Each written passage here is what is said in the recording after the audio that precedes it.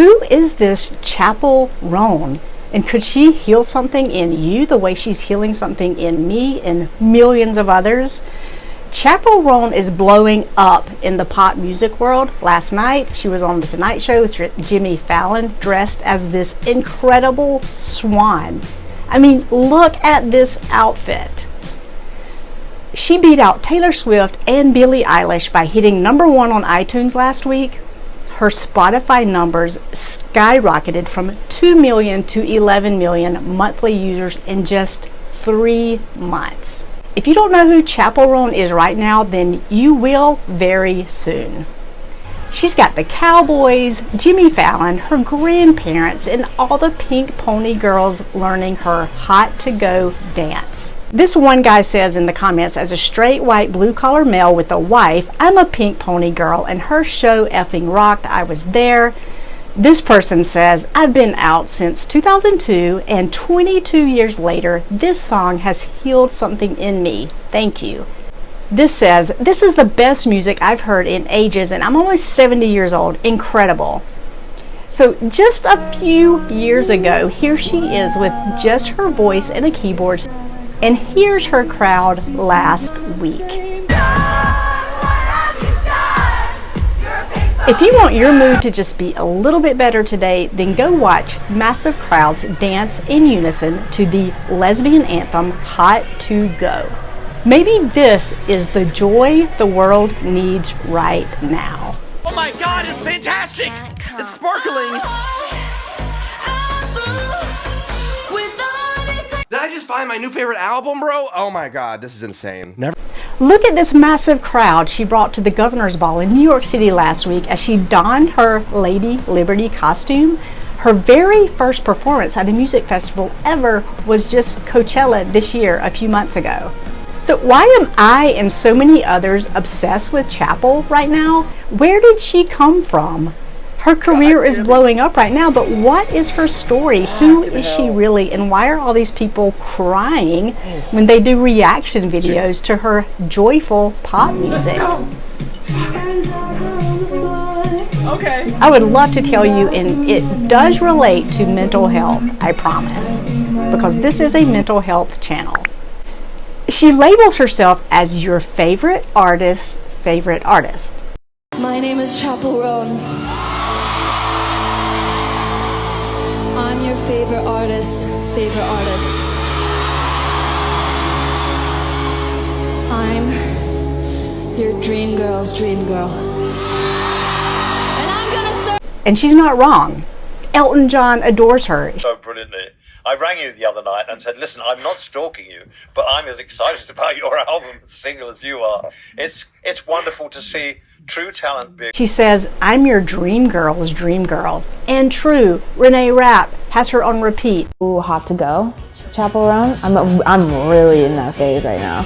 That's also like pop music you can like. And Sabrina Carpenter just did a cover of hers this week. So I'm here to talk about her rise to fame, her journey with sexuality, and her mental health struggles that are surfacing as her career explodes. I already have difficulty regulating my emotions because I have bipolar 2 disorder. I'm very grateful. I'm very hard on my body image, and I feel like no matter what weight or how toned I am, it simply isn't enough. I even know what type of woman she is looking for and what her deal breakers are, so you don't want to miss this. She's very open about being diagnosed with bipolar 2 disorder and being in therapy. I'm going to tell you how she's dealing with that issue. And now I just want this kind-hearted soul to be protected at all costs because it is so hard to be a super pop star. Her music's been labeled as 80s synth pop, slumber party pop, and queer pop. And let's just hear firsthand what her goals are for her music. What are we manifesting for this year? And what are you manifesting for your fans? What's the era we're coming into? This is for queer pop fans. It's for everyone, but like really this is for like the gays, girls, and days to have a fucking blast and dress up however you want. Overall, Chappell Roan's music is recognized for its bold, glittery pop hooks, emotional honesty, and its celebration of queer culture and identity. Each concert has a different theme where concert goers might be asked to dress up like mermaids or Pink Pony Club members. How fun! And can we give a shout out to her all-girl band? They too dress for the part and never miss a beat. Audiences are falling in love with the 26-year-old star for many reasons. Her incredibly catchy yet honest songs speak to listeners of all ages, as does her sincerity online and with her fans. Here's everything you need to know about the rise of Chappell Roan. Chappell is from a very small town in Missouri called Willard, and her real name is Kayleigh Rose. Let's do some random facts about me. My real name is not Chappell. It's Kayleigh Rose. Very Midwestern of me. At age 14, she began uploading songs to YouTube showcasing her potential, and this led to her signing with Atlantic Records when she was only 17 years old. She graduated from high school early, then moves from Missouri to LA to pursue her musical career. She released her debut album, School Nights, in 2017, and it had minimal success. You can see that Kayleigh's stage presence was much more modest, and now she says that she no longer even connects with the songs she wrote at that time. She was in a very different place in her life. Then Pink Pony Club was released in April 2020, and we all know that was a terrible time to release a club song. Now, because of its insufficient success at the time, she was then dropped by Atlantic Records in 2020. Then she moves back to Missouri, where she worked side jobs at coffee shops, and she worked as a nanny. And she felt like a failure, but she did not give up on her music career and decides to work with Dan Nigro, who also works with Olivia Rodrigo as a music producer. Now get this, she wasn't able to perform Pink Pony Club live until 2.5 years after its release. Listen to this clip. In the pandemic, like April 2020, the worst time ever to release music. I did not perform it until 2.5 years later. Was that with Olivia Rodrigo or was that on your own? I did a tiny 200 cap bar show and it was incredible. I had no idea the impact of the song until you feel it live. I would love to see you at a Pink Pony Club was inspired by her first visit to a gay bar in West Hollywood, which she says changed the trajectory of her life. She likens it to a spiritual experience. Of my first experience in a gay bar. I went to my first gay bar in West Hollywood a year prior to that. And it was just absolutely kind of a spiritual experience. And I was very enthralled with the go-go dancers. And I was like, I have to do this one day. I have to do this. And instead of doing it, I wrote a song about me doing it. And she also fell in love with the drag queen scene.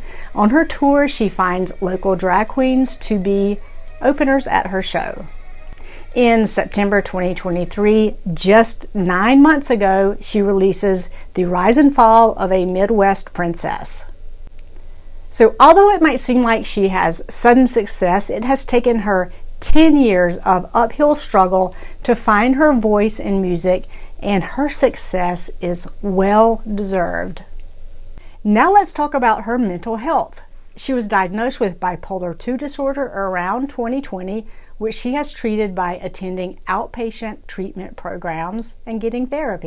Very emo, but necessary to tell you. This is what I said. I just wanted to share that I am very fortunate and grateful to have my dream job.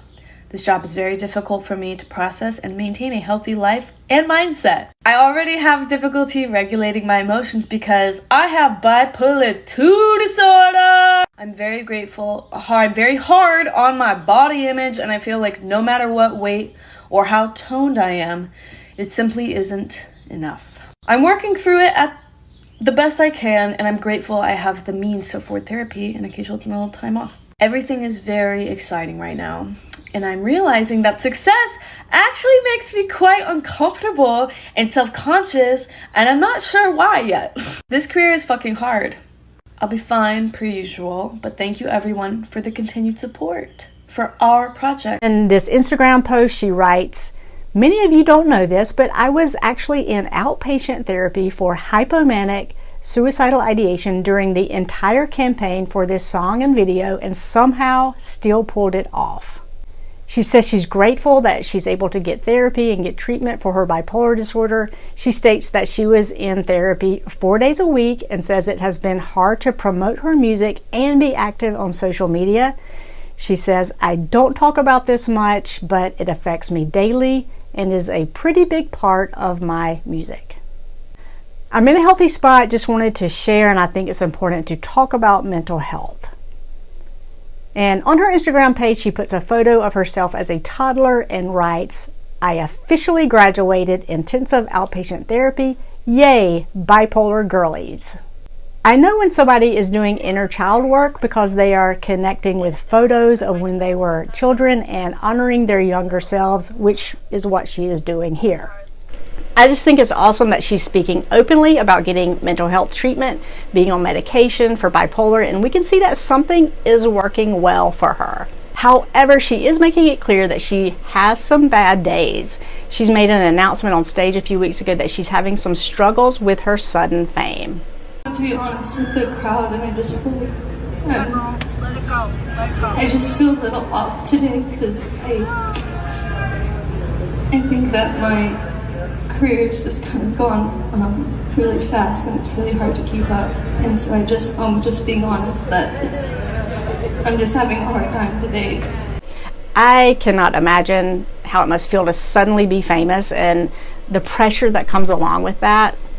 One way she keeps her personal boundaries is by viewing Chappell Roan as her project. And let's hear her talk about this.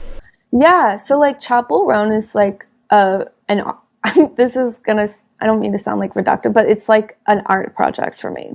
Like my name is Kayleigh, but Chappell is like almost like a performance piece. And I just have like a weird relationship with like being a singer for some reason. Like first, I think like growing up, it's like, oh, that's not a real job. You know what I mean? Like, so I know it is, but I just call it a project to kind of like distance myself with it.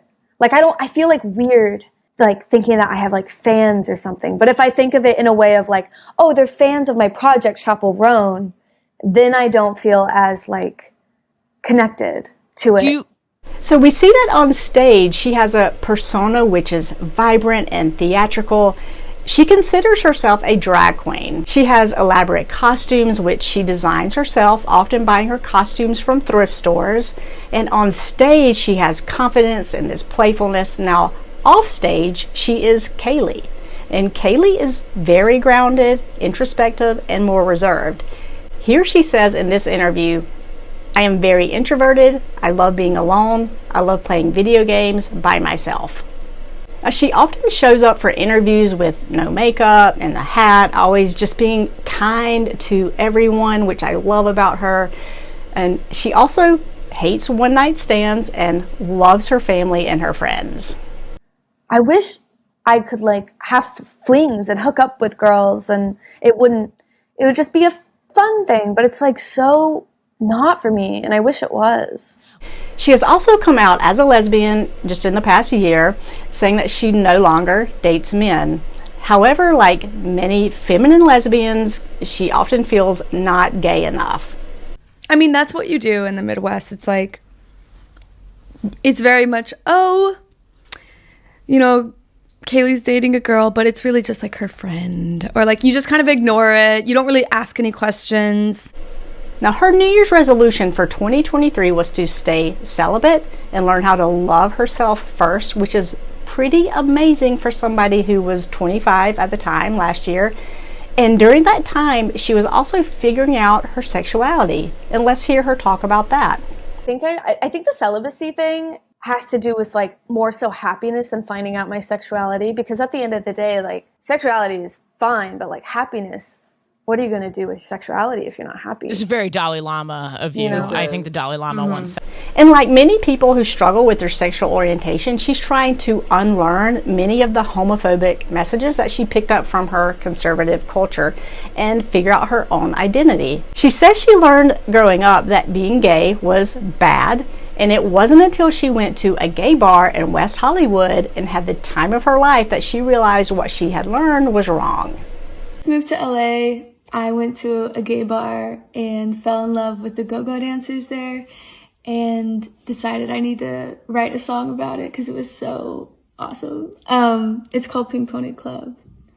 God, what have you done? You're a pink pony girl. A few weeks ago, we see her write a heart-filled letter to the LGBTQ community. She says, "The queer folks nurse me to happiness I've never felt before." As we know from Chappell's song, she doesn't like casual relationships or casual sex. She doesn't like these situationships. But what is her type? Let's hear it. Call the police. What's your ideal type? I like weird art girls who are really funny. If you're not funny, I don't want to talk. What are her deal breakers? Is there any deal breaker that you have when dating, or multiple deal breakers when it comes to dating? Yeah, I don't want to hear about your car. Do you have multiple people talking about their cars? About their car? Bragging about it, or like I'm working from on Missouri. it, or like people are like obsessed with their truck. I'm like, shut up. But also, I date women, so that's not really. I mean, if a girl was like, "Look, my muscle car," I'm like, like, take me for a ride. But I don't know. I mean, for girls, I'm like, la la la. I don't date men anymore, but red flags, oof. Name dropping, freaks me out. I'm like, I've loved watching people's reactions to her music. Her music sounds like liberation. Like, why am I crying to this? Hearted and fun, but what she's talking about is so close to home to me that, like, oh my god, it's just so close to home to me and so personal to me, and it's very specific. I feel like this is healing something in me. Even when people react to her joyful pop song Pink Pony Club, tears begin to fall as we can all recognize it being the story of the hero's journey. The upbeat dance pop production of Pink Pony Club contrasts with its deeper, more emotional themes, creating a powerful juxtaposition that mirrors the bittersweet reality of self-acceptance. While the melody is celebratory and infectious, the underlying message is one of yearning for acceptance and the courage it takes to break free from societal constraints. Overall, Pink Pony Club serves as an anthem for those who have had to navigate the complexities of identity and acceptance and self-love. It encourages listeners to find their own special place where they can be free and unapologetically themselves despite the challenges and the fears that might come with that journey.